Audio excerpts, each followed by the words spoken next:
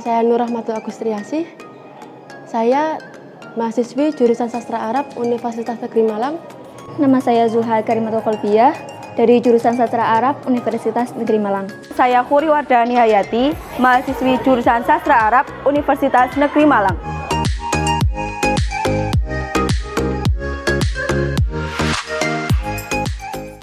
Manfaat yang saya rasakan selama mengikuti program COE Asistensi Mengajar yaitu saya belajar dan mengajar di luar jam kuliah dan praktek secara langsung ilmu yang telah saya pelajari. Selain itu, saya juga secara tidak langsung menambah wawasan saya mengenai dunia pembelajaran, seperti menyusun perencanaan media pembelajaran seperti RPP, Promes, Prota, Silabus, dan lain sebagainya, serta menyusun media strategi evaluasi pembelajaran. Di sini saya juga belajar bagaimana saya bisa memecahkan masalah yang terjadi di kelas. Nah, biasanya kan di kelas itu sering terjadi hal-hal yang tidak kita rencanakan, seperti yang kita rencanakan di RPP.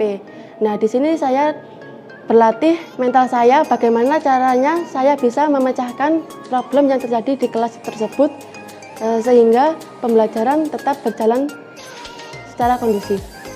Kendala yang saya alami selama mengikuti program COE Asistensi Mengajar ini yaitu kurangnya pembekalan mengenai perencanaan pembelajaran dan juga hal-hal yang berkaitan mengenai persiapan untuk terjun langsung ke lapangan.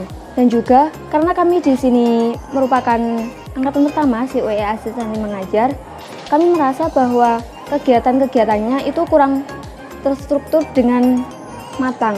Dan juga karena di sini letak sekolahnya dekat dengan pondok, peserta didik itu sering pulang ke pondok tanpa melakukan izin terlebih dahulu. Solusi dari kendala yang telah disampaikan oleh teman saya sebelumnya, yaitu yang pertama, memberikan pembekalan yang cukup dan dilakukan secara bertahap.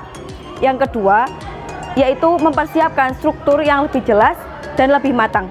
Yang ketiga, yaitu memberikan arahan yang jelas dan lebih terperinci kepada mahasiswa. Yang keempat, melakukan evaluasi bersama GPL dan DPL setiap seminggu sekali atau 2 minggu sekali.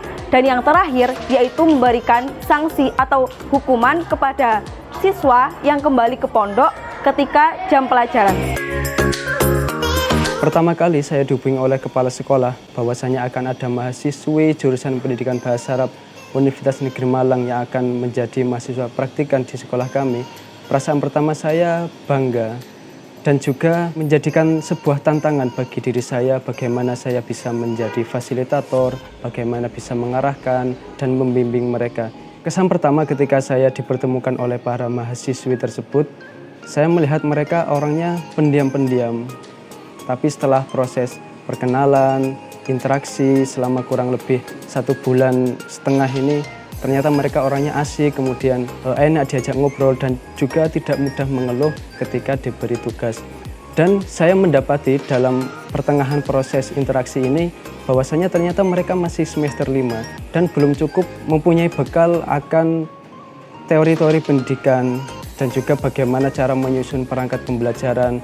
Akhirnya di situ saya berinisiatif untuk meminta izin kepada kepala sekolah untuk membuat sebuah program tentunya di luar jam mengajar mereka. Bagaimana kita nanti akan sharing bareng, ngobrol bareng tentang apa itu kurikulum, apa itu strategi pembelajaran, metode, media, dan lain sebagainya. Sampai pada nanti saya mengajak para mahasiswi tersebut untuk menyusun perangkat pembelajaran. Tentu harapannya ke depannya semoga dengan adanya mahasiswa praktikan di sekolah kami, mereka dapat menggali pengalaman tidak hanya secara teoritis, tapi utamanya secara praktis, yang mana nanti akan menjadi bekal mereka ketika mereka benar-benar terjun ke dalam dunia pendidikan.